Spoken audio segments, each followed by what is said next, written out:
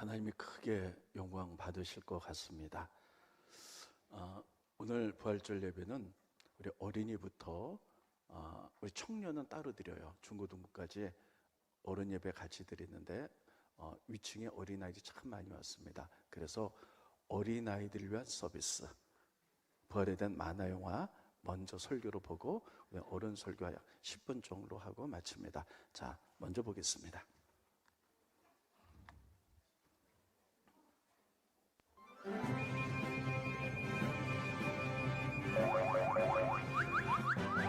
예수님 부활하셨네.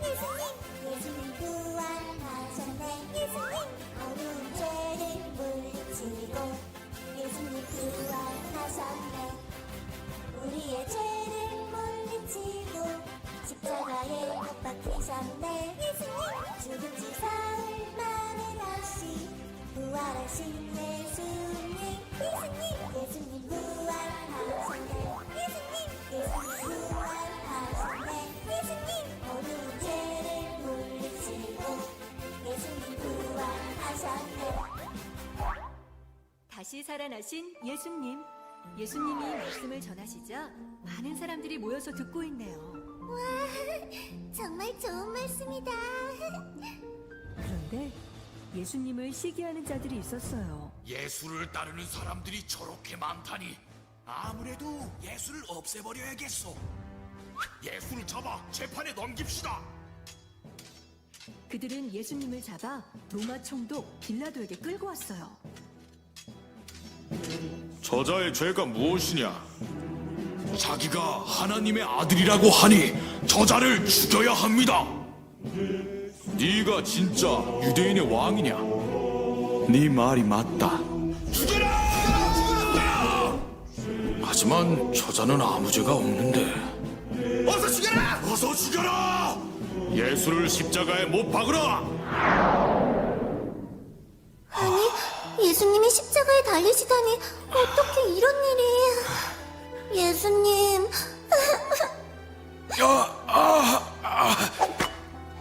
로마 군병들은 예수님의 옷을 벗기고 가시관을 머리에 씌우고 침을 뱉으며 조롱했어요. 진짜 하나님의 아들이면 어디 한번 거기서 스스로 내려와 보시지.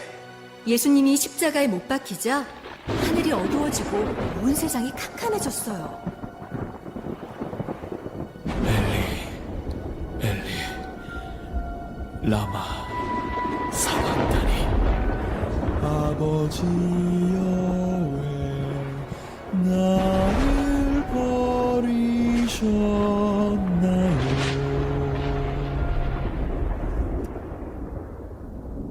다 이뤘다. 아버지, 저들을 용서하소서. 예수님이 숨을 거두시자 큰 소리가 나며 성소 휘장이 찢어지고 땅이 진동하고 바위가 터졌어요. 예수님을 따르던 사람들은 너무나 두렵고 슬펐어요.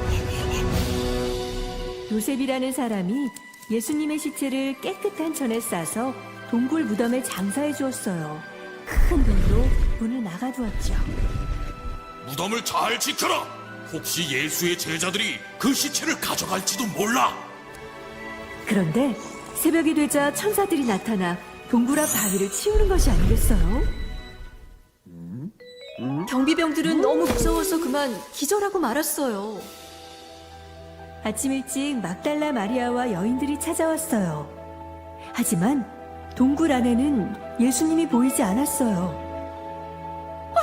아이고, 이게 어떻게 된 일이지? 우리 예수님의 시체를 대체 누가 가져간 거야? 무서워하지 말라. 예수님은 여기 계시지 않고 살아나셨다. 여인들은 예수님의 제자들에게 달려가 이 소식을 알렸어요. 예수님이 다시 살아나셨어요. 예수님이 살아나셨다고? 어떻게 그럴 수가? 믿어지지가 않아. 아버지께서 하늘과 땅의 모든 권세를 나에게 주셨다. 예수님! 너희는 가서 모든 천하 만민에게 복음을 전파하라. 내가 세상 끝날까지 너희와 함께 있으리라. 말씀을 마치신 예수님은 하늘로 올라가 하나님 오른편 보좌에 앉으셨어요. 우리 우리 예수님이 다시 살아나셨어. 진짜 승리하셨어. 아이, 부활의 주님을 찬양합니다. 제자들은 너무나 놀랍고 기뻐서 세상 사람들에게 이 소식을 널리 전하며 늘 하나님을 찬송했답니다. 친구들, 예수님은 우리의 죄 때문에 십자가에 못 박히셨지만 죽음을 이기고 부활하셨어요. 죄와 어둠을 이기고 우리를 구원하신 거예요. 우리도 부활하신 예수님을 기억하며 승리하는 주님의 제자가 되어요.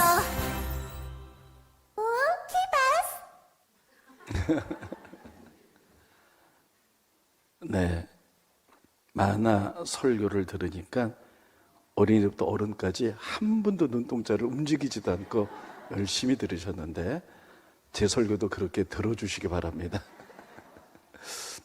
부활절 아침입니다.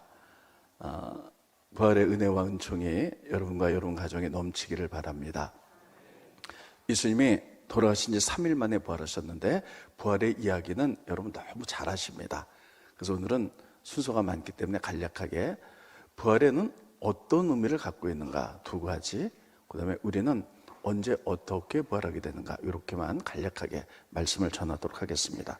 첫째, 부활의 의미는 예수님 부활하심으로 말미암아 사망 권세를 깨셨어요.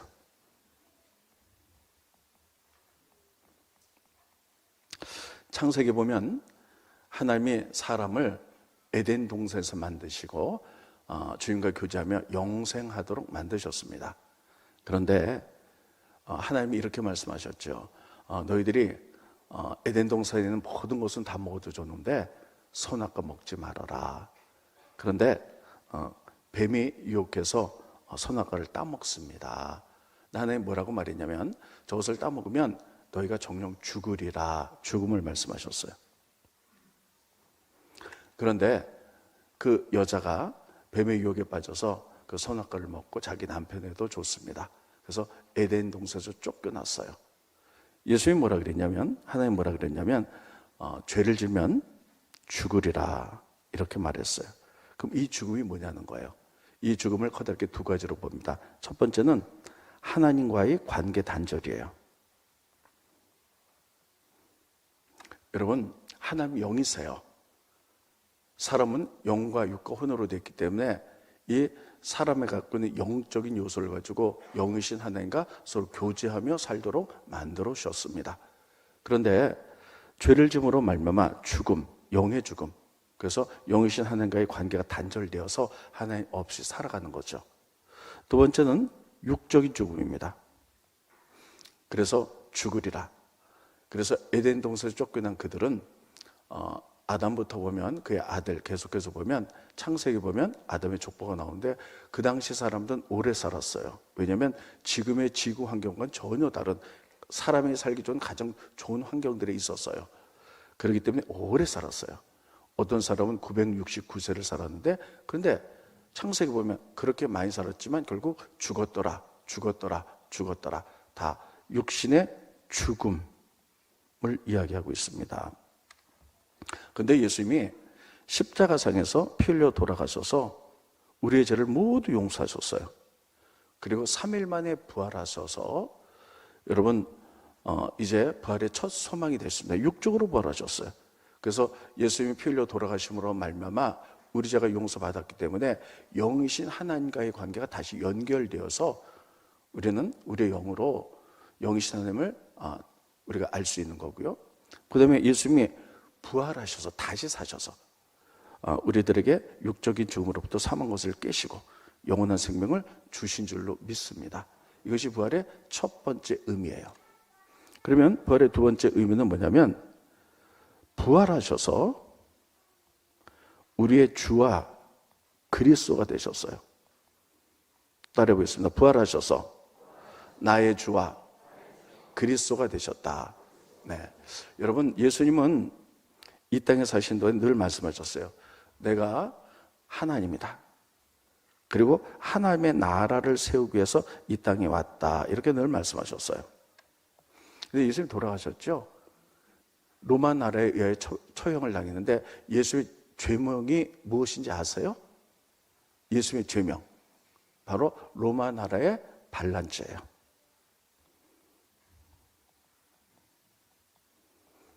왜 이렇게 반란죄를 졌냐면, 이런 죄명을 받으셨냐면, 예수님이 메시아로서 많은 기적을 일으키죠.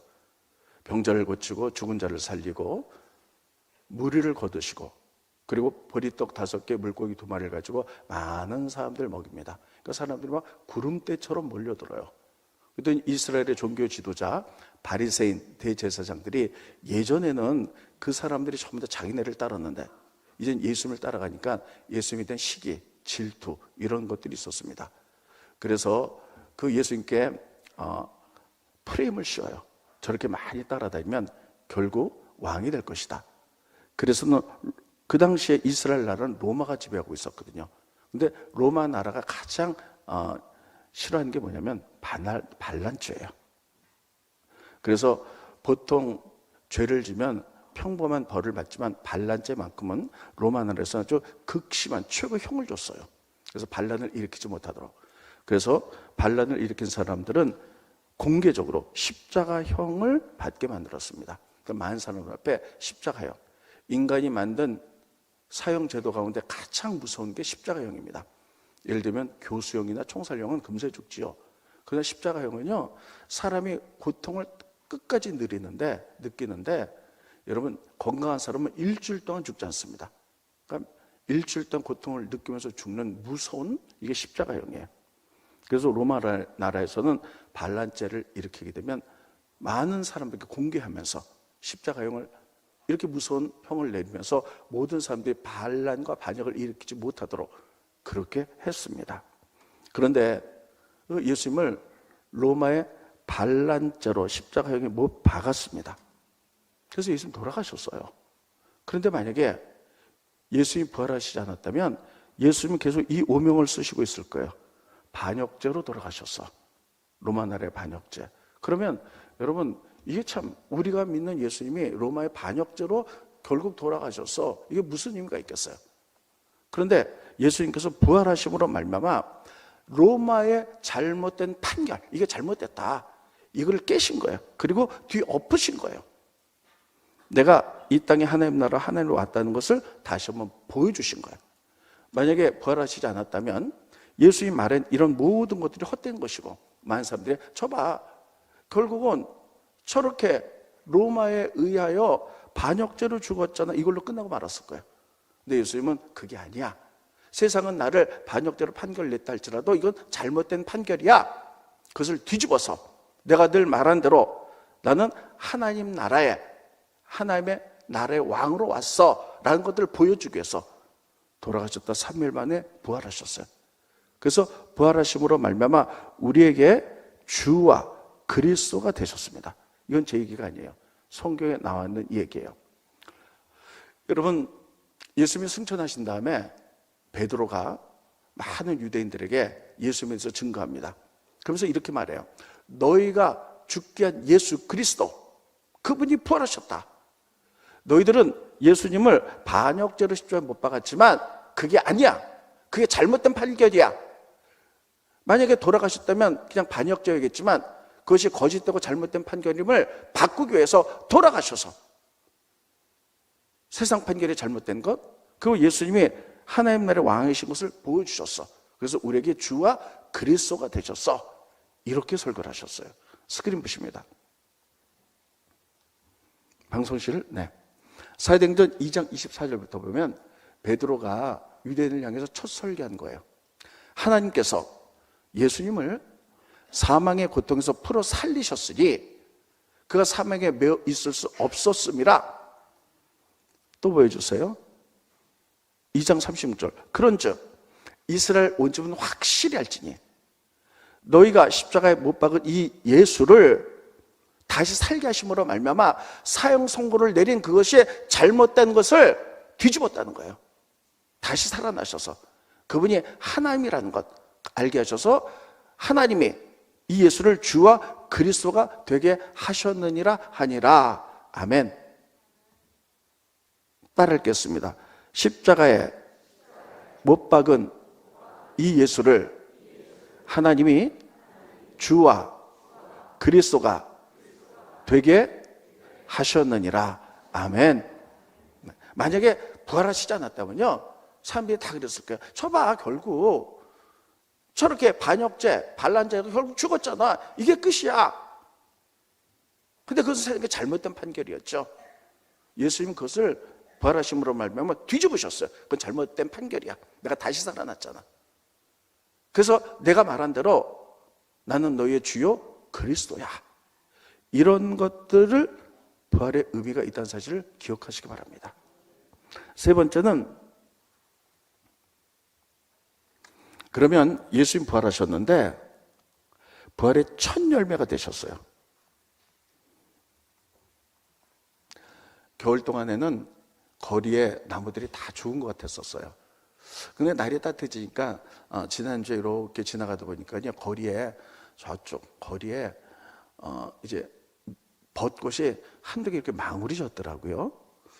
그러더니 어저께 그저께 따뜻하더니 벚꽃이 하나가 퍽 피더니요, 계속해서 벚꽃이 피는 거예요. 참 많이 폈어요. 벚꽃 하나가 피니까 계속해서 연달아 폈던 것처럼 예수님이 부활의 첫 열매가 되셨기 때문에 예수 믿는 우리들도, 예수님이 여기 우리 가운데 있기 때문에 우리도 부활할 줄로 믿습니다. 그러면 우리는 언제 부활하는가 하는 것이에요. 여러분, 오늘 아까 우리 권사님 성경 읽으셨는데 그 고린도에서 보면 이렇게 기록하겠습니다. 예수님이 재림하실 때, 다시 오실 때 천사장의 나팔 소리와 함께 예수님 재림하세요. 그럼 어떤 일이 벌어지냐? 죽은 분들이 먼저 부활해요. 그래서 죽은 분들이 다 부활하세요. 그리고 우리가 살아있다면, 살아있는 우리들은 새로운 몸으로 변화받아